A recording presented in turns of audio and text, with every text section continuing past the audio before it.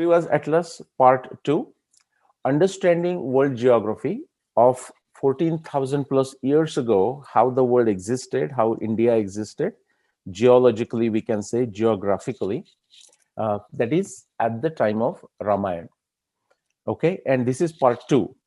In the first part, we went through two directions. Now, this Sugriva's title was, as a name, as a nice catchy name, was Sugriva's Atlas, was suggested to me by my good friend Bala Sankuratri. So quickly, a background knowledge. Ram Ravan Yuddha occurred in 12,209 BC. That's more than 14,000 years ago. I did this based on the internal astronomy evidence of Valmiki Ramayana, close to 600 astronomy observations. Since then, this particular chronology claim has been validated by every single discipline of science. If evidence exists in that discipline, and if it can be connected, if it's relevant in the context of Valmiki Ramayana, Valmiki Ramayana evidence, then every single time it has validated this claim. Now, as we look through the geography of Ramayana times, we are going to look through some archaeology evidence, paleontology evidence, oceanography evidence, climatology evidence, geology, genetics, geography, physical anthropology, sometime astronomy, and then ancient Indian and non-Indian narratives. Okay, so going sometime beyond Ramayana as they relate to these places. So we might refer to them slowly.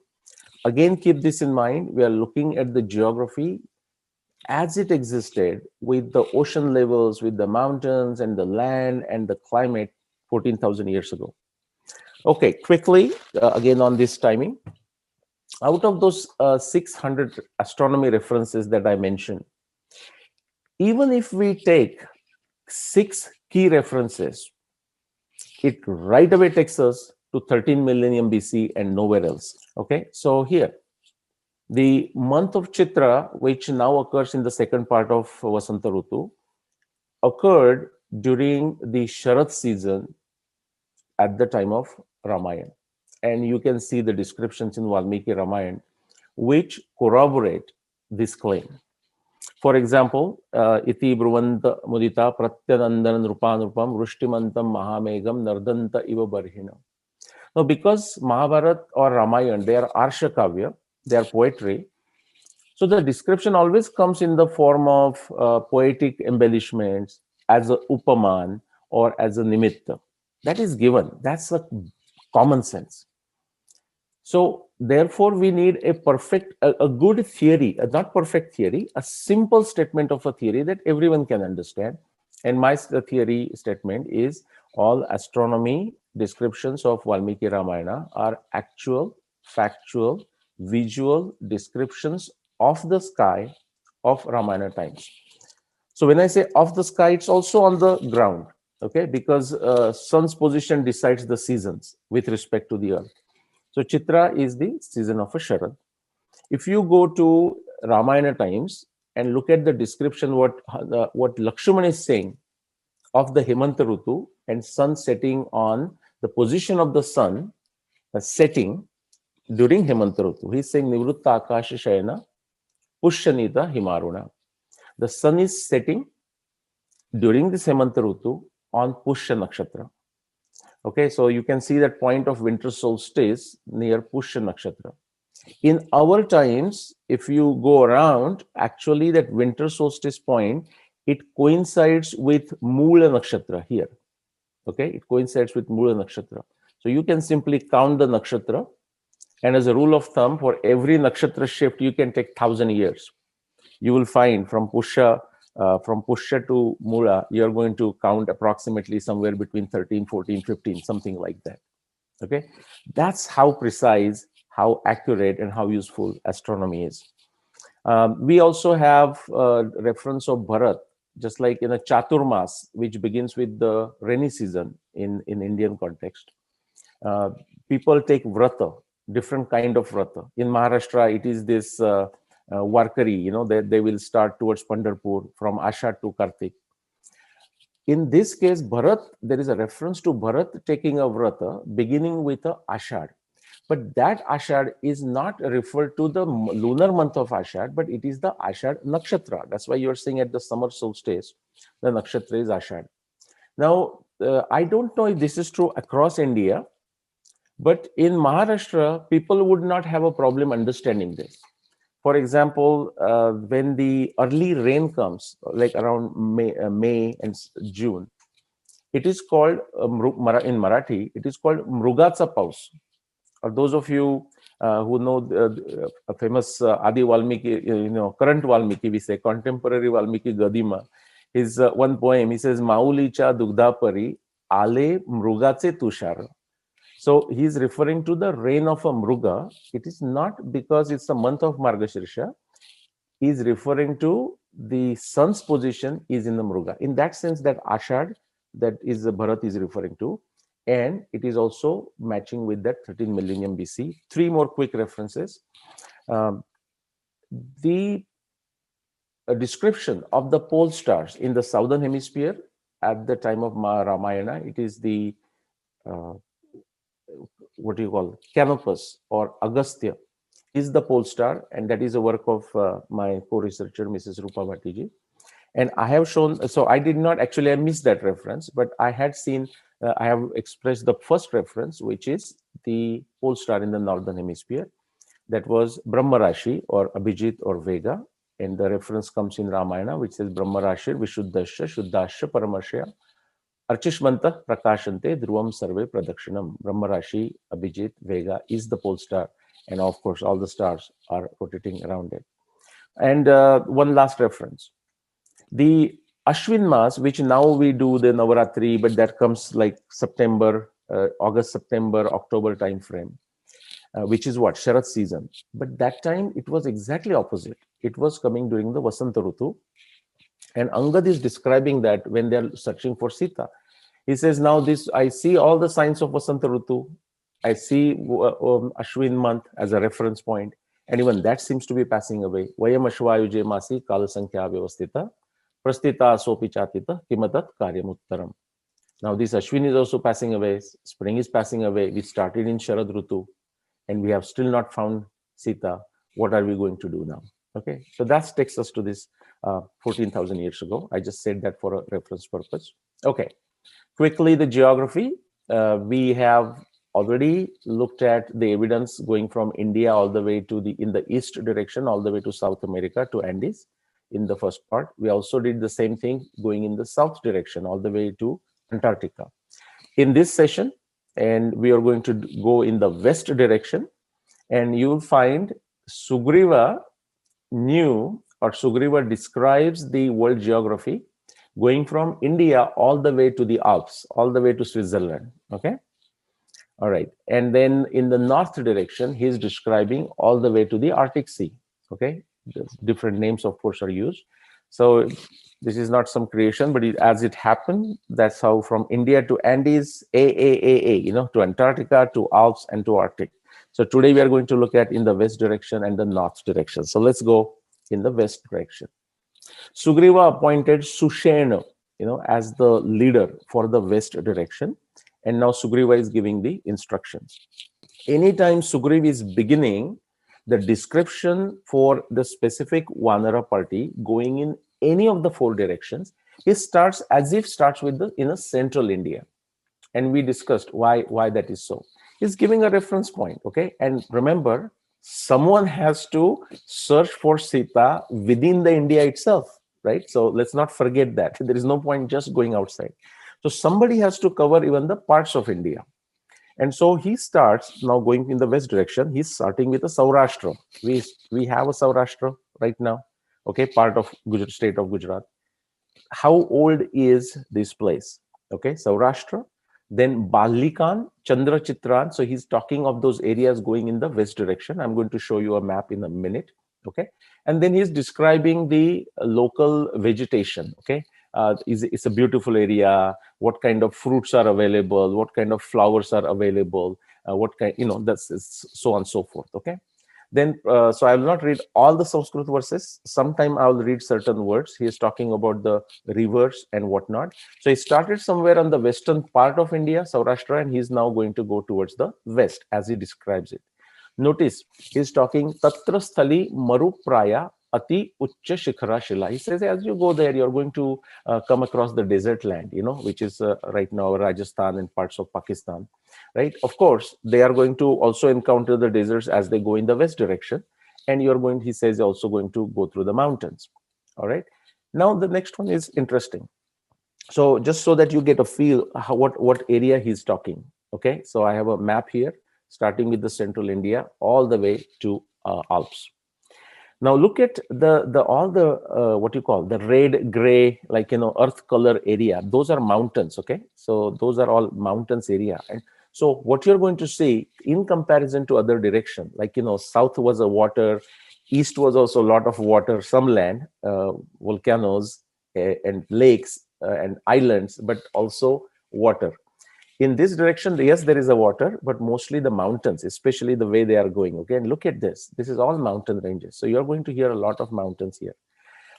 Okay, all right. So once something's very specific that I want to mention, as he's going, he says, okay, you will pass through the region of Gandharvas. Okay, now Gandharva is referring to the, I think of a Kandahar. Okay, that's the area of Afghanistan. And the Afghanistan, the people of Afghanistan are known to be fierce people, like very proud of their individual tribe, whatnot, very fierce. That genetic thing has not changed in 14,000 years, guys. Okay, he's warning them. He's saying, as you pass through the Gandharva region, okay, you will find different people, in all that, but do not go into their gardens, okay, and try to pluck fruits or any produce for your consumption. Okay, I'm just translating that. They are saying, they will not forgive you. He's saying, just stay away from them. Phala mulani te tatra rakshate bhima vikrama. They are extremely brave people, and we know that, right? British could not conquer Afghanistan. They just gave up, just like they gave up on the Nepal at some point. All right. Now, as I said, you'll find many mountains because that's what we see. I'm just giving you some names: Pariyatra, Vajra, Chakravan, Varaha, Megha, a long mountain range, and then it talks of Meru and also Mount Astagiri. That Astagiri I'm identifying with the Alps. Now, as soon as you hear Meru, immediately it is our what you say. Almost like we're addicted. We hear a Meru, we see the North Pole. Many cases that is a correct thing, but not always. Same thing, anytime we hear a Mahindra mountain, we think of only one Mahindra mountain that we know, but no, there are many Mahindra mountains. Similarly, there are many Meru mountains. Okay, so in this particular west direction, it's not referring to the North Pole. Okay, so there is a Meru mountain. Again, I'm going to give you some suggestions of what I think, which mountain that Sugriv might be referring to. It's not a perfect science, guys. Okay, there is no, right now you cannot go to certain mountain and see a time, so say the title, the name of that mountain stamped on it from Ramayana times. So we are trying to explore this. So if you find this fascinating, then you need to jump in and do more research and not just say, okay, but I don't agree with that. No, I mean, agreeing, disagreeing is absolutely lazy, tamasic kind. Okay, if you don't agree, then do more research. Okay, and bring something more. So what I'm suggesting here are the suggestive names. Okay, but based on how they match with the Sugriva's description and how they match with the geography of the earth that we know going from India in the west direction. So these are some of the mountains.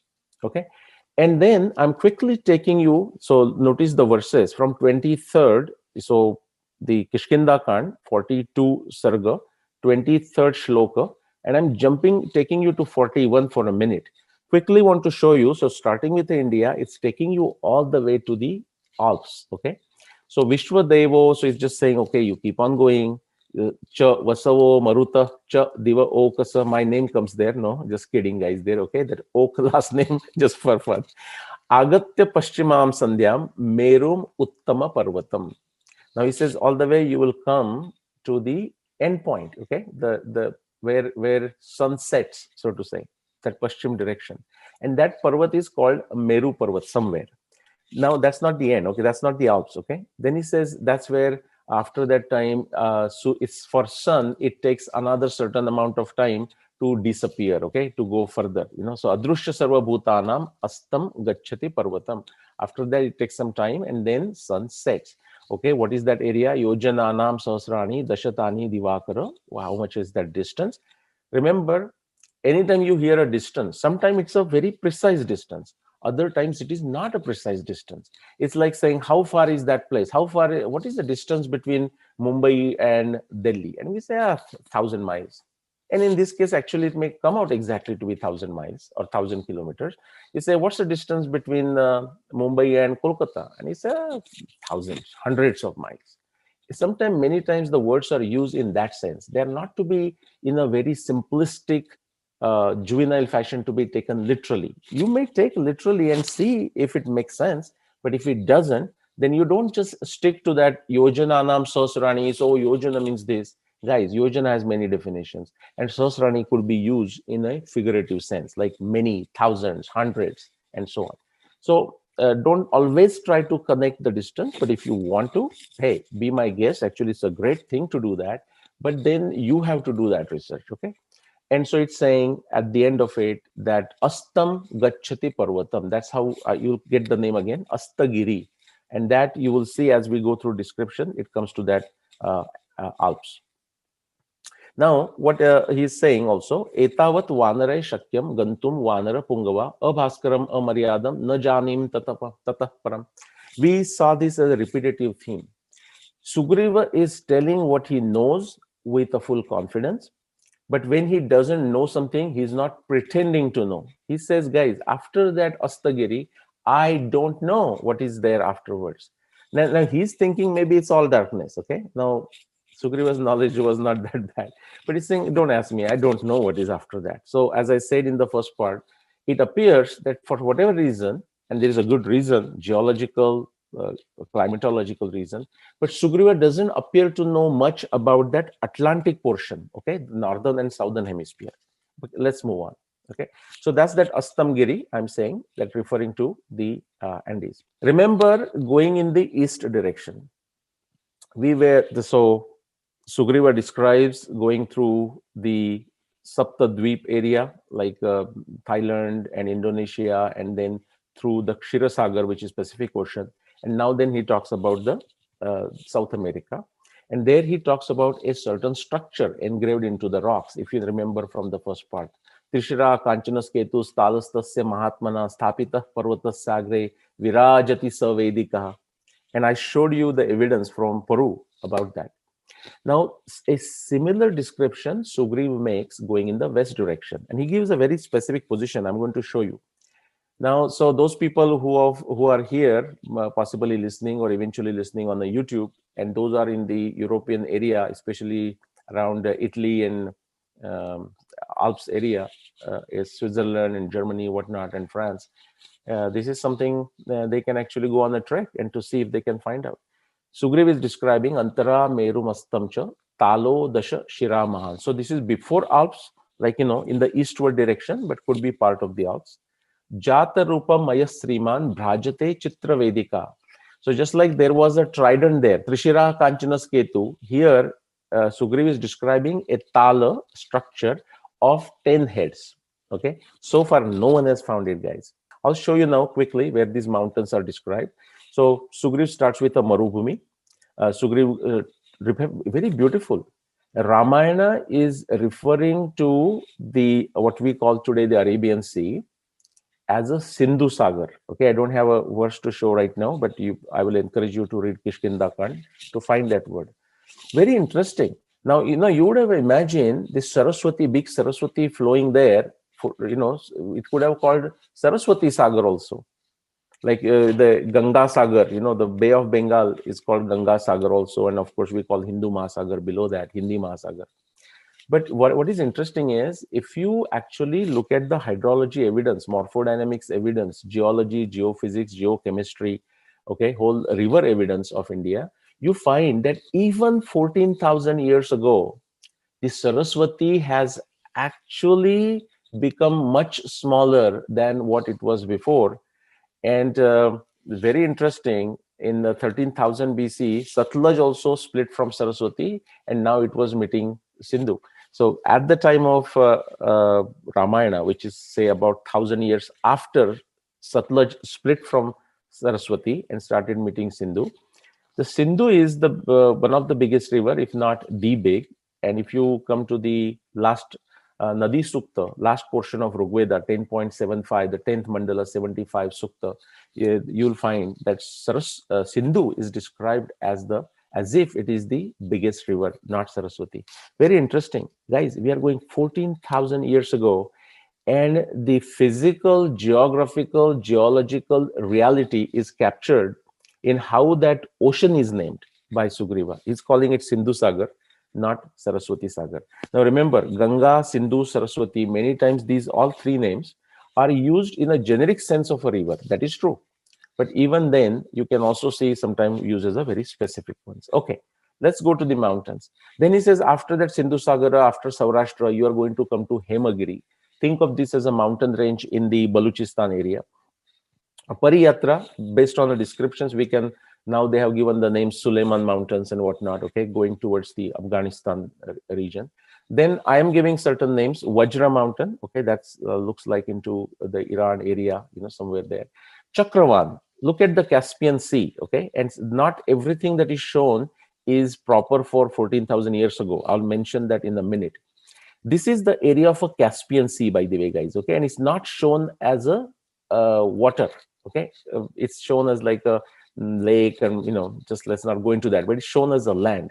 By the way, it was definitely, there was water there, but it wasn't the way it is a sea today, okay. So that description is actually correct. The Black Sea, this is a Black Sea where I am showing my mouse right now, cursor, and it was not like that the way it is shown in the picture. But look at the Chakravan Mountain. I wish I had another picture, and if I have, I will show you. Look at this. This is a whole mountain range. This is the northern border of Iran, the modern day Iran, which was very much part of India, by the way, the whole Bharatavarsha. And that is that whole, you can see the whole mountain, it goes like a perfect circumference, circle. That's a Chakravan Mountain. That's what I am conjecturing, that's Chakravan Mountain. Then you go further, there is a Varaha Mountain that has been mentioned. That's the area of Turkey. Today, that area, there is a mountain range. It's called Taurus Mountain, like a bull. Okay, no big difference. Varaha, a pig, a bull, okay, a domesticated animal, you can think of it. All right, something very interesting. Now, many of you would be familiar of a place called Pragjotishpur, and we think, and that is actually factually true, that it is in the eastern direction, and the descriptions in the Mahabharata of Bhagadatta and the elephants and whatnot. My good friend Adi Satsangi, he told me that there was also a Pragjotishpur in the west direction. And then I said, well, look, here is the evidence for that, by the way. So Bhagadatta was actually the Bhagadatta who fought in the Mahabharata. I'm just taking you quickly 7,000 years post Ramayana to Mahabharata times. Bhagadatta fought in the Mahabharata war. Many people know that. And do keep in mind that many times these kings took the same name, or almost like in an alternate fashion, like a father, grandfather, son, grandson, and the names repeated. So something interesting I want to tell you, the place that is mentioned in the west direction, this is coming from Sugriva's description, Tatra Prak Jyotisham Nama Jata Rupa Mayahpuram Yasmin Vasati Dushta Atma Narako Nama Danava. And you go to other our literature, ancient narratives, you will find that Narakasur's place is described sometime in the east, like in the Assam, sometime in the eastern part of India, all different places. But here is a description. Forget Narak for a minute, but Prak Jyotishpur. And I want to show something. Pragjotishpur is also identified with Bhagadatta, and something very interesting. So I'm putting this arrow where current modern day Baghdad is. Now in America, they will call it Baghdad, okay? Just like Iraq, they call it Iraq, Iran becomes Iran, and so on. And the Indians, we will call it in our own way and whatnot. If you ask an Iraqi individual how they say Baghdad, you'll be surprised. And you can go to Google or Wikipedia somewhere and find out. The way they say it is Bhagada, Bhagada, as if like Bhagadatta, they took it and just missed the last letter, like this many French words. They don't say Paris, they say Paris.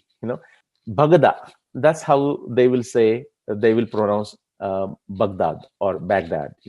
So something that old memories are somehow still embedded into it. This is a conjecture.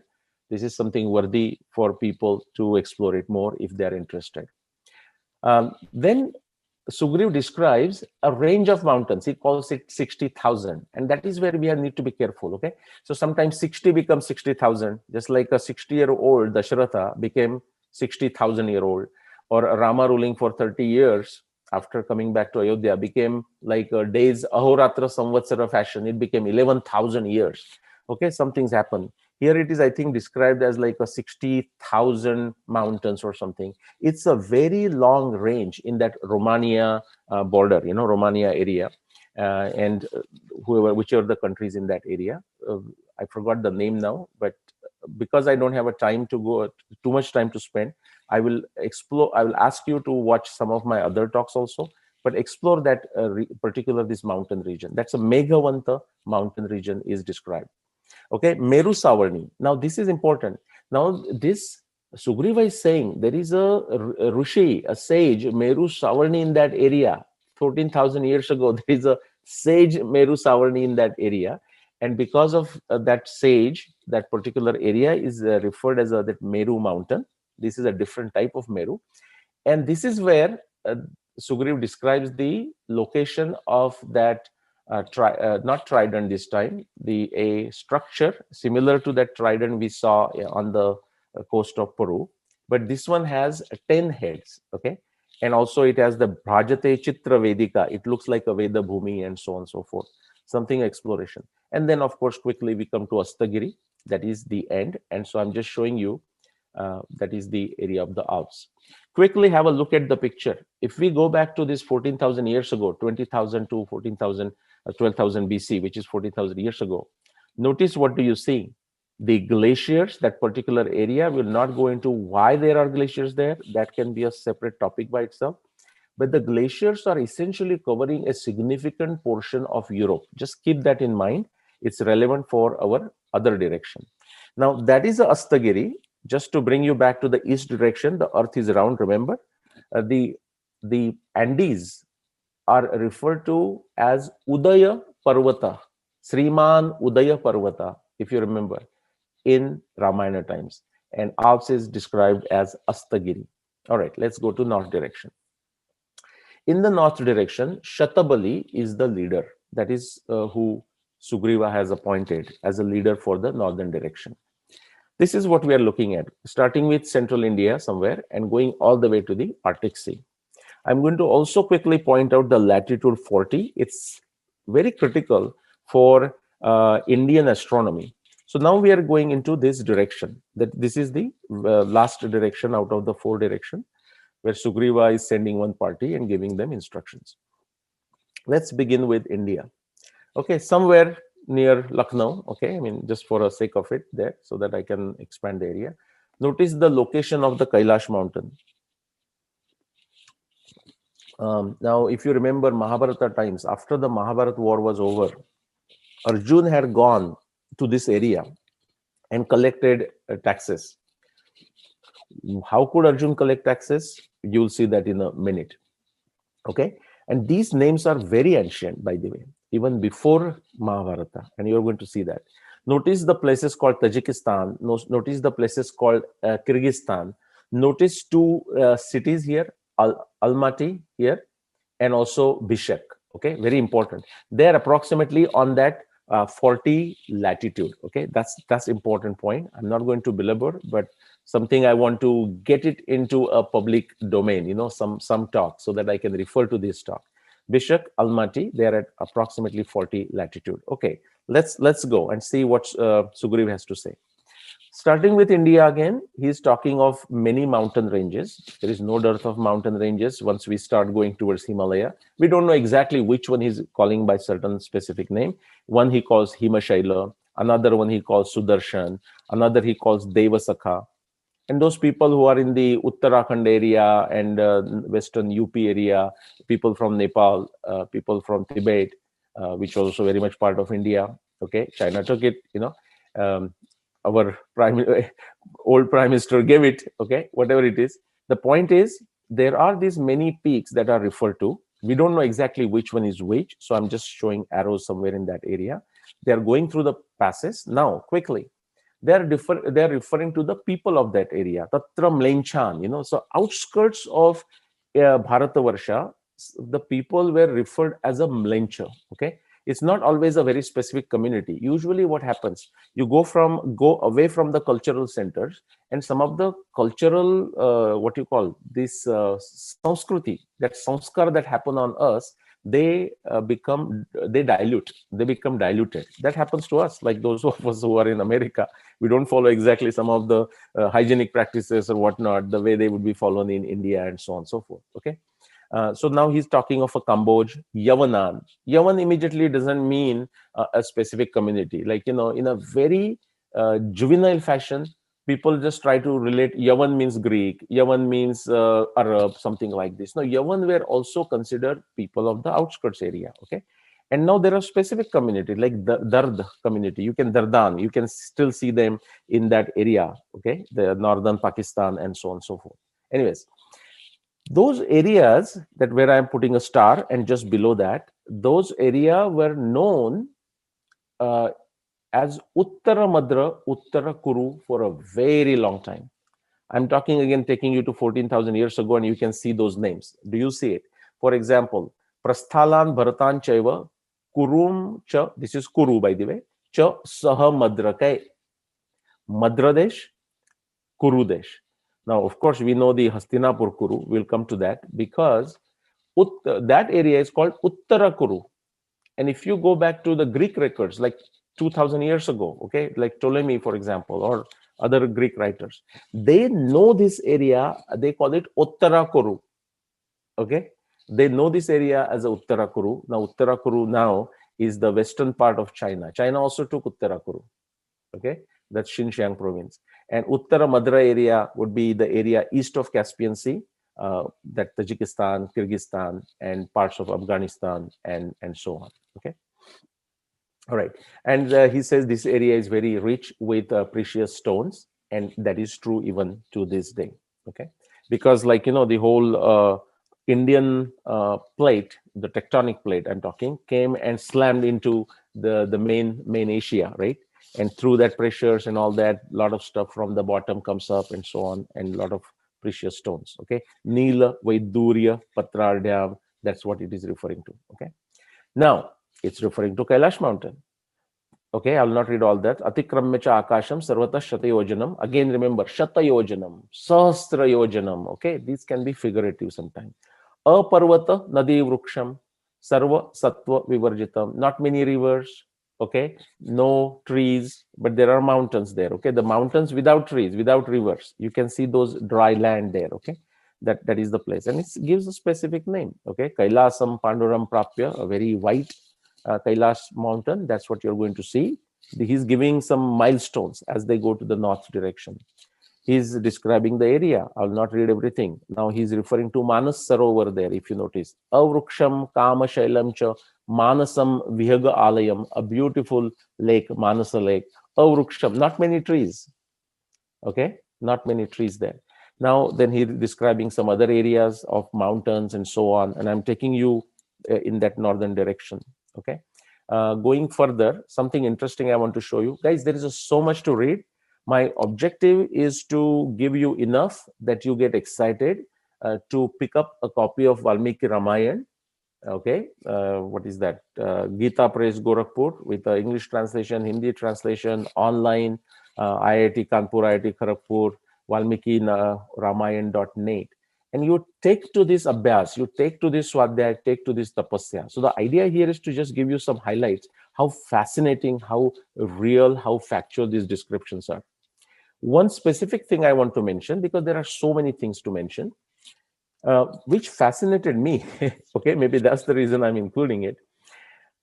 as I was, I mean, I have not been to this area. I have missed this area. I have in my business travel, I never got to go to this area, just straight north, Kailash and these the Kyrgyzstan and so on. The description came that this area along the rivers, Sugriva is saying, there are bamboo plantations. Everyone knows what bamboo plant is, right? Bamboo plantation. I'm saying, okay, well, I know. I mean, where I grew up in the western part of India, there are bamboo plantations, and I know some other areas. But I say, okay, there also the bamboo grows. So I went there. Just my curiosity got better of me. Uh, Online, I found this is the area for bamboo plantation where the bamboo can grow. Okay, around the world, I'm talking this middle highlighted area. And if you look here, the India and the northern portion, I was just curious, and that's why I went there. And this is almost like a border. You cross India, you go to beyond Kailash mountain, and that is a border of it. Interesting enough, I said, wow. So that qualifies, it corroborates.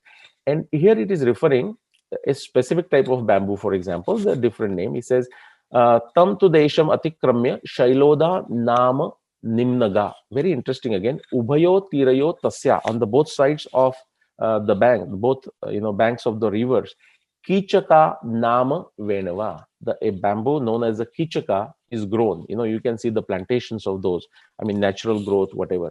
Something else. He is referring to that area, river as a shailoda. It has slightly modified by the time of Mahabharata, and Duryodhan is referring to that area, and again he calls it Shailoba or something like this. So names can slightly change. Very, very beautiful, very consistent over a long period of time. So that Shailoba existed before 14,000. It is referred to 14,000 years ago. It is again referred 7,500 years ago, and so on. And it will be very curious to know what do they call that particular area. This will be Kyrgyzstan, Kazakhstan, and western part of China. It will be very curious if somebody wants to do that research and see what area they call it today. Anyways, it also describes the land of lots of rivers, and this is a photo taken from the space. You can see many rivers, so it looks like they're coming down. It's a angle, the way photo is taken, but a lot of rivers, very wonderful area, beautiful area, and that's what Sugriva is describing.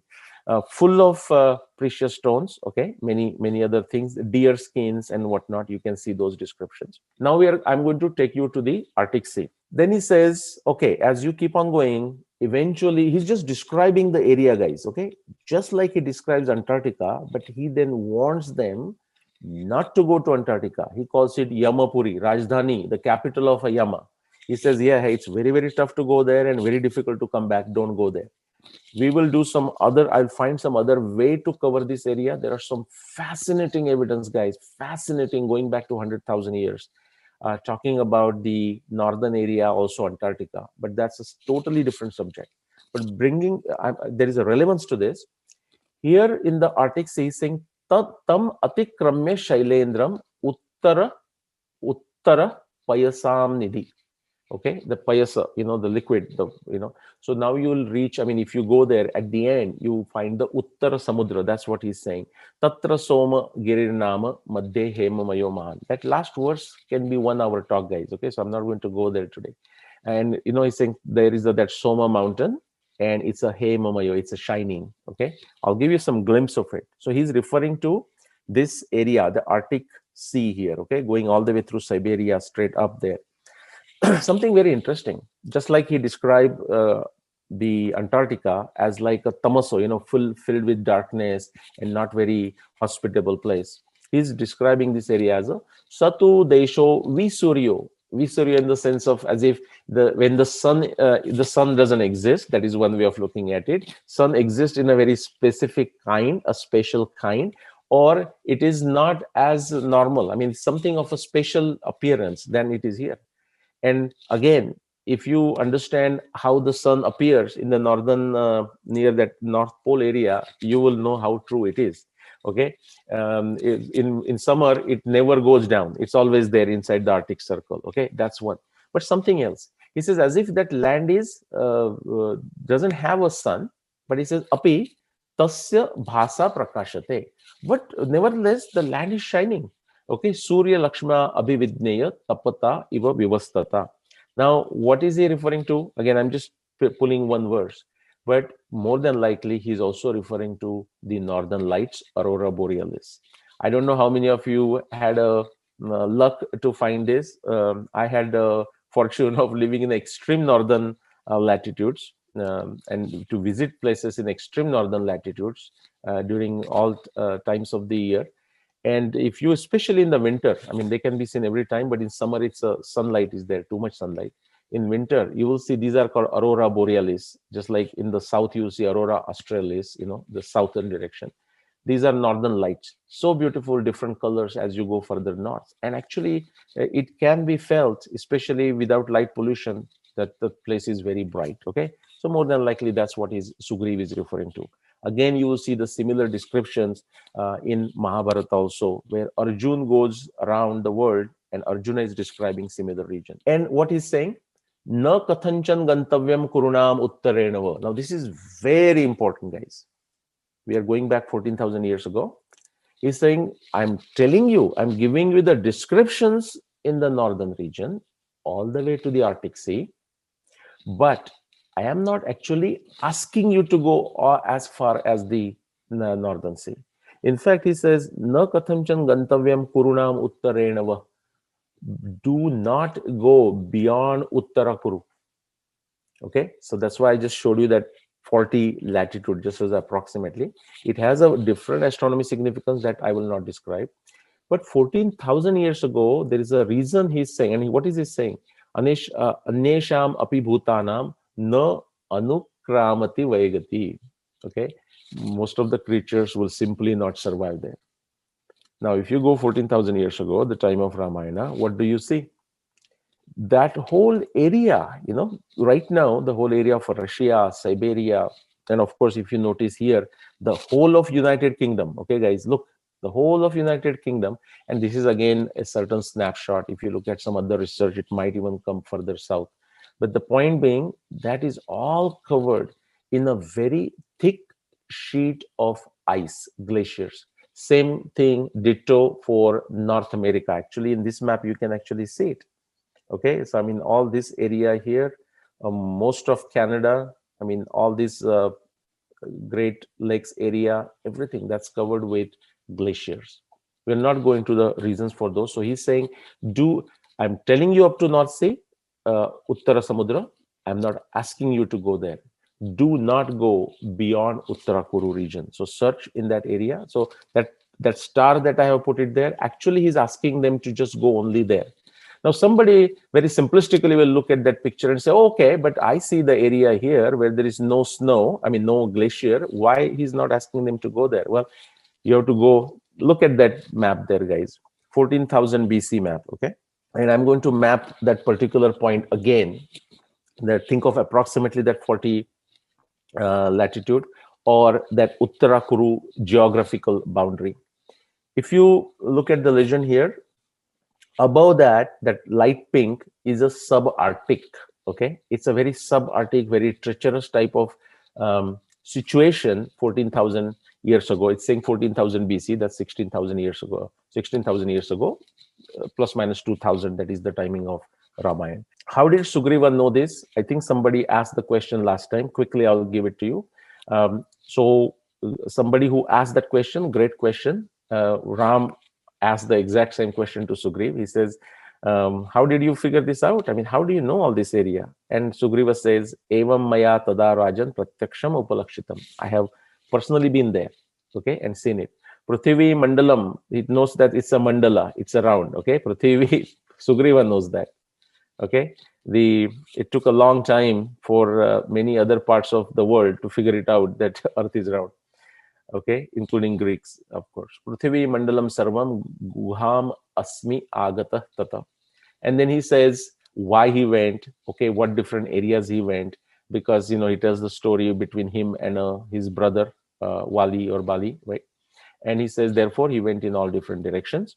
He went in the east direction, and where does he go? Purvam disham tato gatva paschame vividhan druman. Let me highlight. All the way he went to Udaya Parvatam. Udayam tatra pashyami Parvatam. He has been to Chile, guys, okay? All right. Then in the west, he's saying, Sapashchan Vividan Deshan Astam Chagiri Sattamam. He has been to the Alps. and himavantam cha merum cha samudram cha tatha uttaram. So somehow, you see, everyone doesn't go to Mount Everest, but the trekkers do, right? So like he says, he's saying he has been to even the Arctic Sea, although he's not suggesting his Vanara party actually go there. Okay. All right, that's my last slide. So if you are in India, and the book that is relevant to what we just discussed is that 12,209 BC, which is also the other name for rest of the world, is the Historic Rama on Amazon.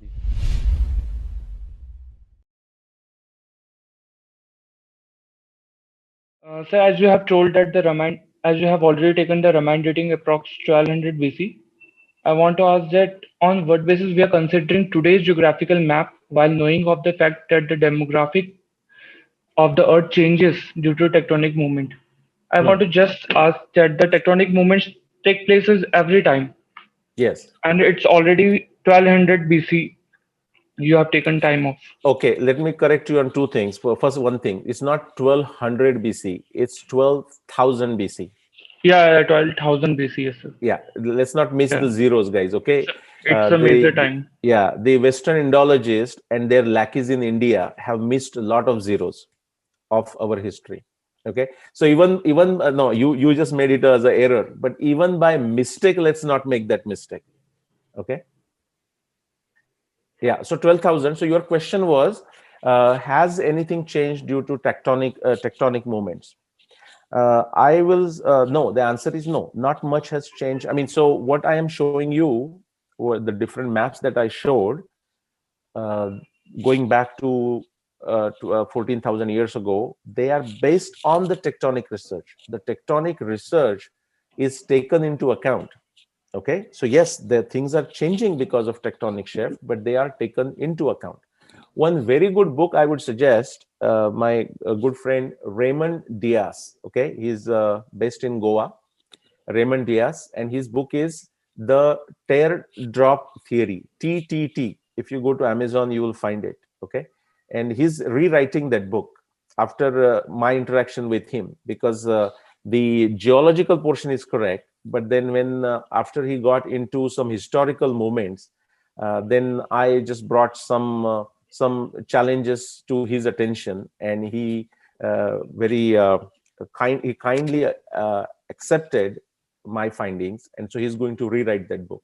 So Raymond Diaz, The Teardrop Theory. But as far as the geography is concerned, it's a very good book as is, and he's rewriting that same book. And sir, my another question is that you have tell us about the In fact, Sugriv has tell us about many geographical locations on the earth at that time. I would like to ask, does he not know about the language they speak, the people of that region? Because Great it is question. not stated at there. Yeah, it is not stated. You are right. You are right. Now, if a Meru Savarni, sage Meru Savarni, is doing tapasya in between the Chakravan mountain and just east of Alps, then it's reasonable to assume that he's speaking Sanskrit, okay, or some form of Sanskrit. But he's not saying it, so it is left to us to speculate or conjecture. And a generic answer that I'll give you is that we, as a student of history, we as a student of antiquity, you would have heard the terms, the beggars cannot be choosy. Have you heard that before? The beggars cannot be choosy. We can deal with the evidence that we have. We cannot talk of the evidence that we do not have. So great question that you asked, like, does Sugriv know what languages they were speaking? We have every reason to assume that they know. Like Shankaracharya, for example, made a whole trip around India, right? Within the current India, you can say. Jnaneshwar did the same thing. Santa Eknath went from Kashi to Rameshwar. Namdeva went around, Chaitanya Mahaprabhu went around. So granted, when they went around India, they came across all these languages, and they have not always mentioned it, but they were there. So if they mention it, we will talk about it. Like Hanuman knew many dialects, and we get that description in Valmiki Ramayana. But to answer your question, we don't have information in Valmiki Ramayana about the languages spoken in all these different areas, and Sugriv has not said anything. Nilesh जी, श्री नीलेश मेरे मित्र हैं और उनसे बहुत बातें करता हूँ बीच बीच में। उनका जो कार्य यहाँ प्रस्तुत किया गया है और वो जो कार्य कर रहे हैं वो बहुत ही सराहनीय है, वो अभिनंदनीय है और मैं बहुत प्रभावित हूँ उनके कार्य से, स्फूर्ति भी लेता हूँ उनसे और कुछ उनसे इनपुट्स लेकर कुछ करने का प्रयास भी करूंगा आगे भविष्य में। भारतीय कालगणना की जो विषय इससे संलग्न है उसके बारे में थोड़े मेरे भी खुद के विचार है, तो आपसे बात करके शायद यहीं प्रस्तुत करूंगा कि भारतीय कालगणना खगोलीय घटनाओं से कैसे कैसे संलग्न होती है, ये भी भविष्य में करने का विचार है। लेकिन नीलेश जो कार्य कर रहे हैं वो बहुत अच्छा है और मुझे लगता है कि ऐसे बहुत संशोधक सामने आए और वो संशोधन करे इस विषय में और कुछ तथ्य बाहर निकाले इससे कि जो अभी लिप्त है और विदेशी आक्रांताओं के जो संशोधन विषय है उसमें उनका पूर्वग्रह दूषित विश्लेषण हुआ है। तो मुझे लगता है कि भारत का भारतीय दृष्टिकोण से भारतीय इतिहास का संशोधन हो और नीलेश जी वो कर रहे हैं, वो मुझे बहुत सराहनीय लगता है। So you are 100% exactly true about the northern light and then the light in the daytime when the dark period is going on, like nowadays. Yeah, it's perfect. But my question is that I see two seasons over here. One is the summer and another is the winter. So in summer we can see the animals because the ice is melting. But in the winters, I don't see any animal, even the birds. So how the Sugriva has came here?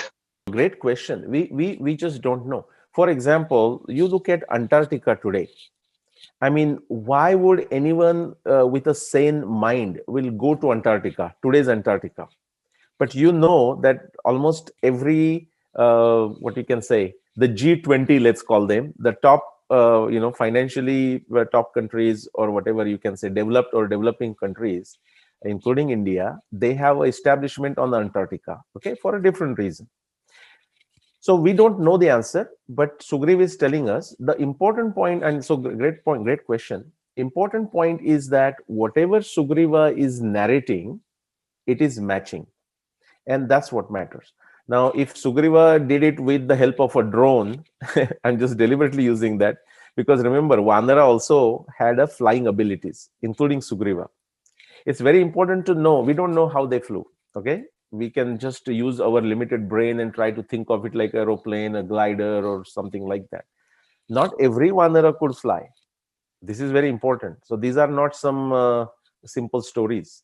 It should not be taken as a simple stories.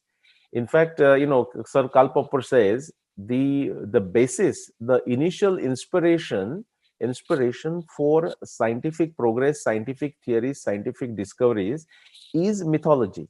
And now we are not calling this mythology, but when he uses the word myth, he refers to all our all ancient world narratives. That's why I'm just using his terms. Therefore, I'm using the word myth.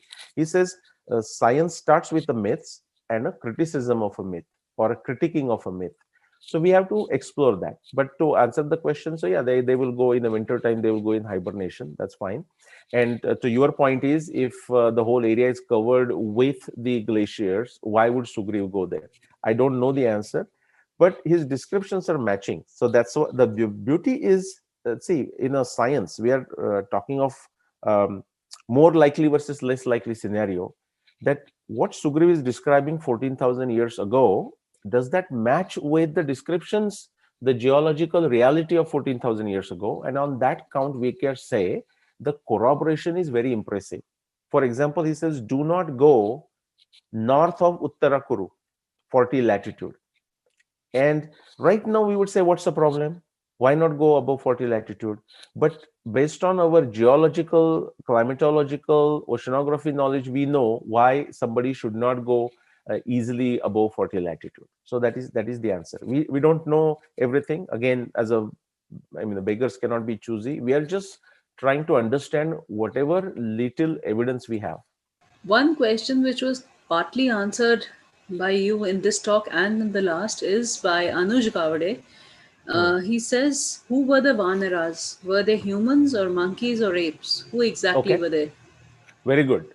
To Anuj Gaude or whoever, whatever that name you said, and everyone who is listening right now, and those who will listen when it finally comes on the YouTube, listen carefully.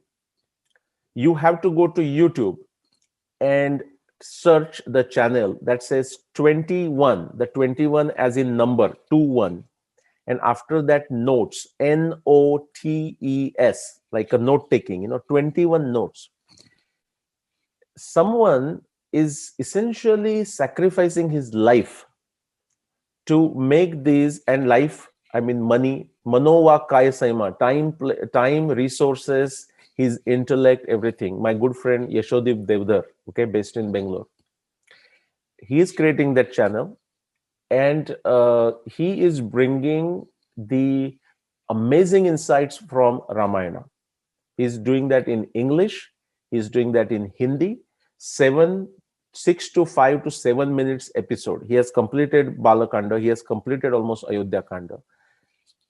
Considering the quality of work he has done, considering the amount of effort he's putting there, considering the fact that he's even not asking any one of us for a penny, the number of subscribers and number of viewers are, we should feel shame. We as an Indian should feel shame. Okay, so instead of me giving the answer, I'm going to say, go to that site, type the word Vanara. But why just Vanara? Who were the Rakshasas? Who were the Vanaras? And please watch those episodes. Don't stop there. Start sharing, learn about it, talk with your family, talk with your children, talk with your parents, talk with your grandparents. If you are young, don't think that your job, you don't have a job. No, you have to educate or re-educate, okay, disillusion your parents and your grandparents. Okay, the British have successfully deracinated 5+ generations. So if the grandpas, if they think that they knew the knowledge and the young generation doesn't, no, I disagree with them. Okay, so please use resources like this and find out. We have to do tapasya. Everything will not come as an answer. Gaudeji, great question. The answer is there at 21 notes. Thank you. Two things. One of them is the story of Vishwamitra, where Vishwamitra sends Trishanku to the Swarg, and he is sent back. Now the Shanku means pyramid. So Trishanku, that means Vishwamitra had some relations or some contact with the pharaoh. And I was wondering, is that mentioned here, or does Sugriv talk about it? And the second is the river Nile. Okay. Yeah. Okay. So good question, Joshiji. So first one, Sugriv doesn't specifically talk about Shanku or refers to pyramids. One reason could be he is not going straight west towards Egypt. If you're thinking of Egypt pyramids, but by the way, the pyramids are all over the world. They're not just in Egypt. Of course, the South America, Mexico itself has 400 pyramids. Not many people know that. And if you go to Bolivia, pyramids everywhere. Same thing in the Europe also. But so if you're referring specifically Egyptian pyramid, of course, he doesn't refer to that because he's going northwest. That is one possible reason. He has not referred anywhere, but what you said is great. Do remember, do understand, Joshiji, what you just said, you have to take it as a claim. It's a theory.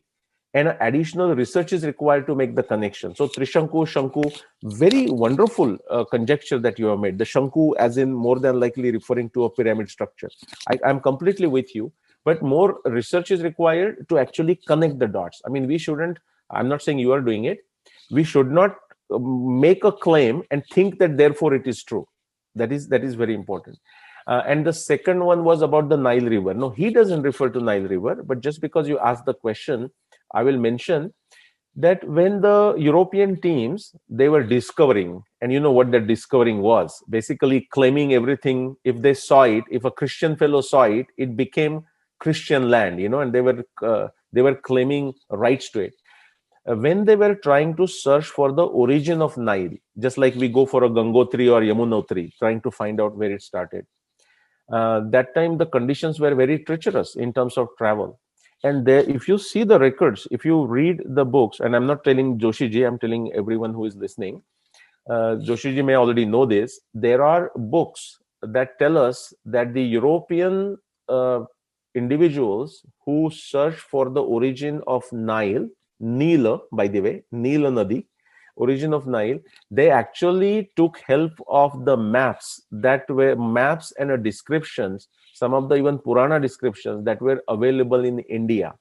Like that area was called Somagiri, and then the Nila Nadi, and they used those maps, and those people from Europe who found it, they have admitted taking help of the maps available from India to search the origin of Nile. Just because you said a Nile, I'm just giving you some tidbit that's relevant.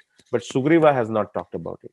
I am studying medicine there, and so we have a subject over here like the history of Kyrgyzstan, in which we learn about the ancient Kyrgyz people.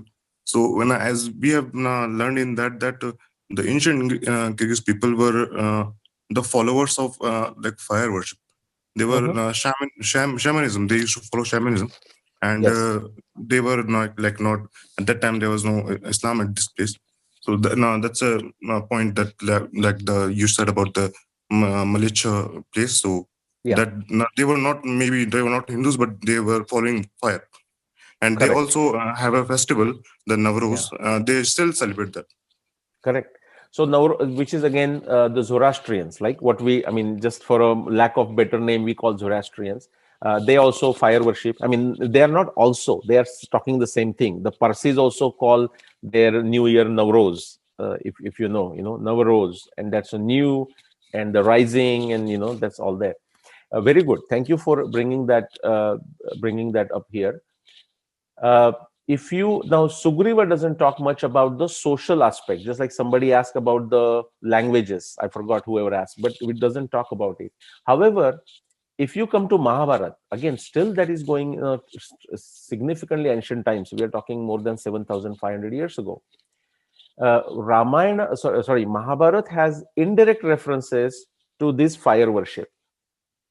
Okay, so of course that will be the area of Iran also, but area of Kyrgyzstan, as you mentioned, that whole area. I mean, right now we have these boundaries, these national boundaries. That time these boundaries are not like this. They could be the Janapada, which king is ruling, and depending on who is the ruling, their boundary might keep on changing.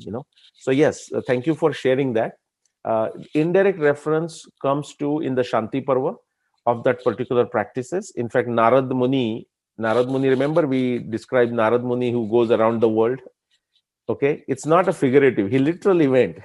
He just like Sugriva went. So Narad Muni actually is talking, and he's describing that bit different type of upasana paddhati with the fire as the key element, and it is there in the Shanti Parva, and there are actually books written about it.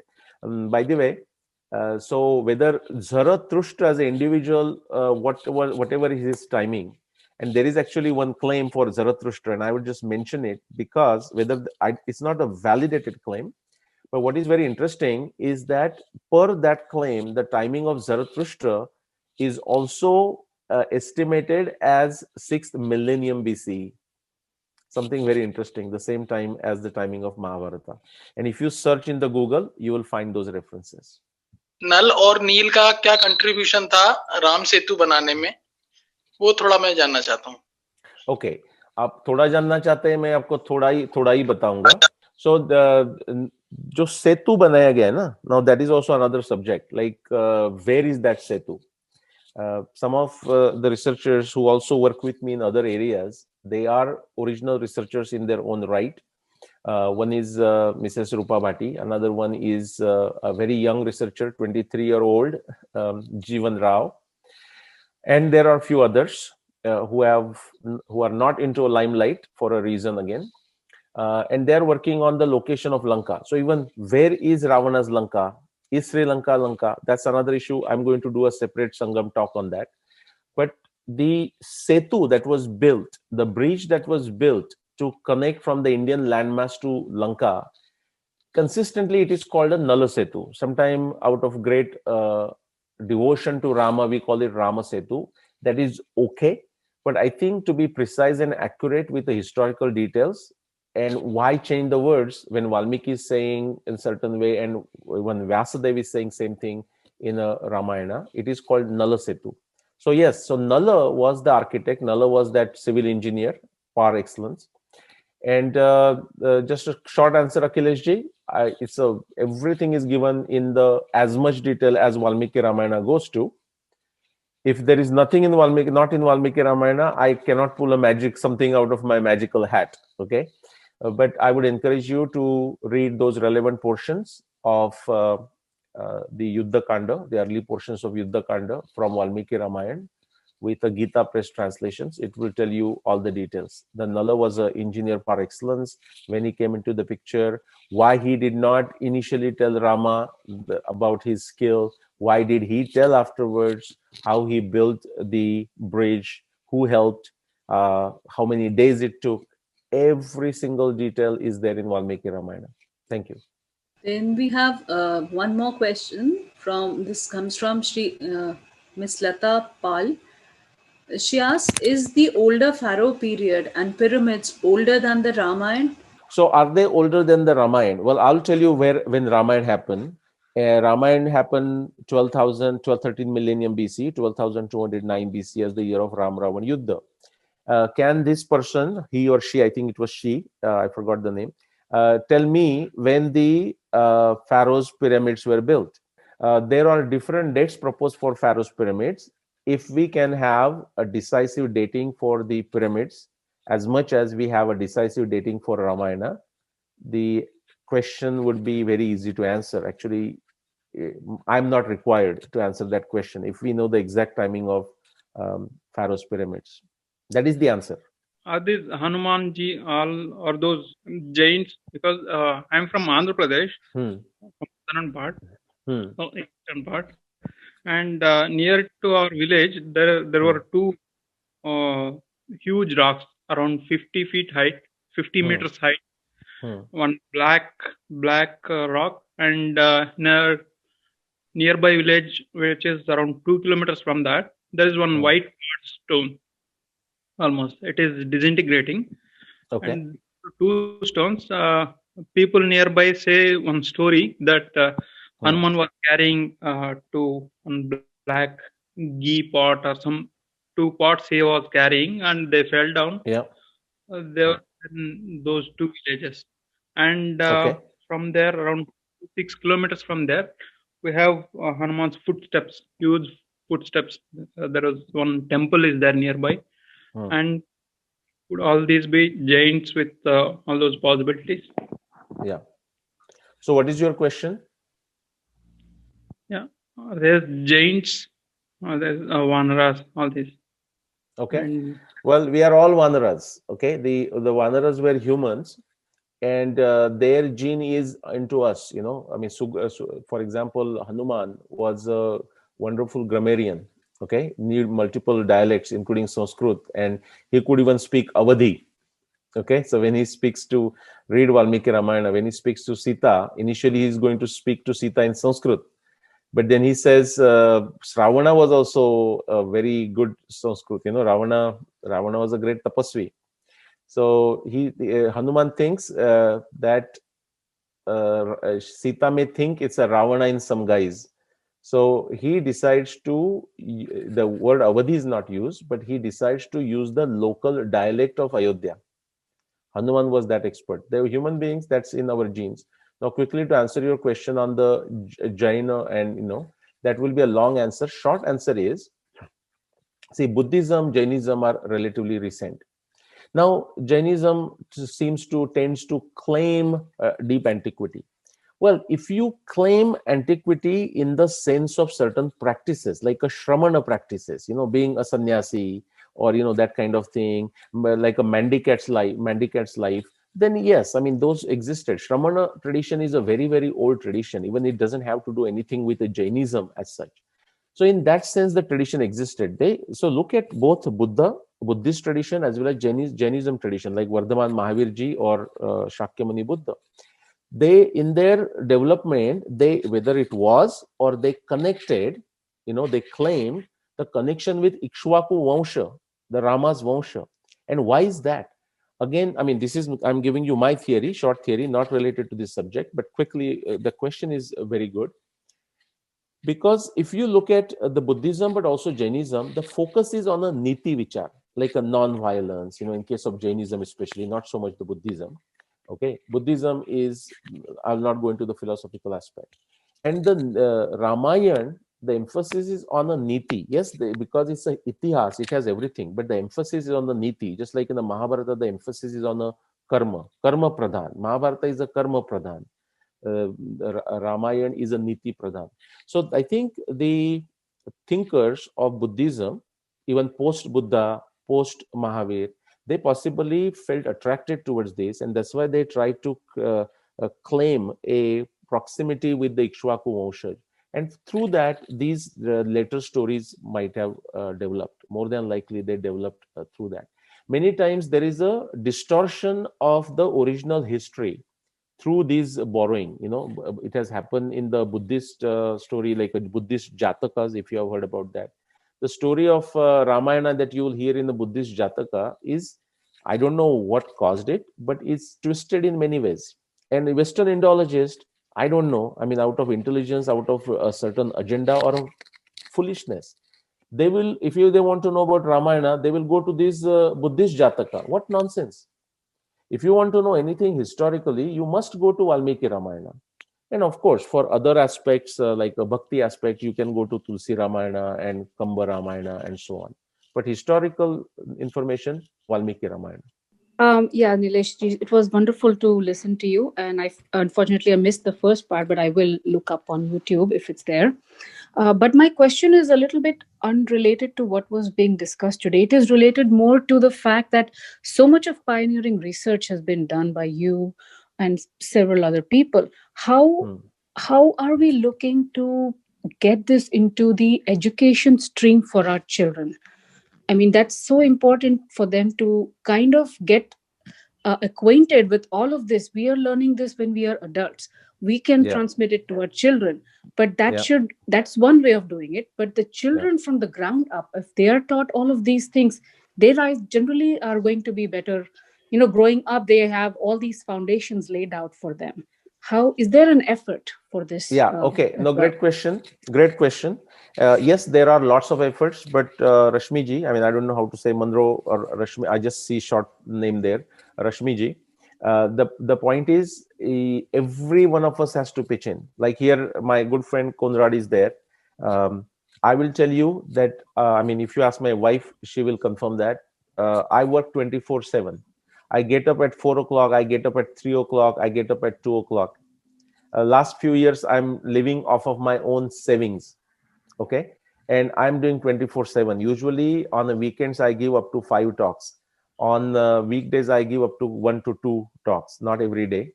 And other times I'm continuously researching, working with other researchers. So what the point you said is very good, but unless and until every one of us pitches, I'm just using your question as a way for me to answer that. But if we think we attended a Sangam talk, we have done our duty. We listened to the Sangam talk, we did our duty. We shared a Sangam talk, we did our duty. No change will ever happen unless and until each one of us rises like that squirrel, the Rama squirrel that helped, in their own small way to build the bridge. This material will not come into the textbooks. That is not to say that there are no efforts. In fact, I am very directly involved in getting the material in some form of textbook. It may not be the Indian school textbook. It may not be immediately the US school textbook, but some form of textbook so that the children's learn it. But then not just you, Rashmi ji, but not others say, okay, thank you very much. So somebody is doing it. I'm so glad. No, you just don't live in the real world. Okay. Every one of us has to become an activist. every one of us has to do our yajna, ahuti in the yajna, in the smallest, ablest way possible. It can be in terms of time, money, resources, whichever way it is. Until then, it will not happen. If we truly study and understand and therefore communicate in a meaningful fashion, not in a very dogmatic, very cocky fashion, because that's what I see in a Hindu social grouping. I mean, when a few families come together, their knowledge of their own dharma is so meager. I mean, I'm just aghast. So we have to take to study. And by study, I don't mean ask our children to study. No, we, the grandparents, uncles, mamaji, aunts, everyone has to take to study. Just because we are like above 30, above 20, above 40, whatever it is, if we think we know, no, that's a bhram. We don't know our religion. We don't know our narratives. We don't know our itias. We have to study. We have to tell others to study. Eventually, that will bring push, that will bring pressure on the politicians. Politicians do things for a vote. They have to win the elections, and then it may happen. We may not wait for a politicians. We may find our own ways. The new solutions would emerge. The social media is such a game changer. But unless each one of us don't do our swadharma and don't ask others to do it, nothing will change. This is not a pessimistic picture. This is a realistic picture that I'm sharing with you.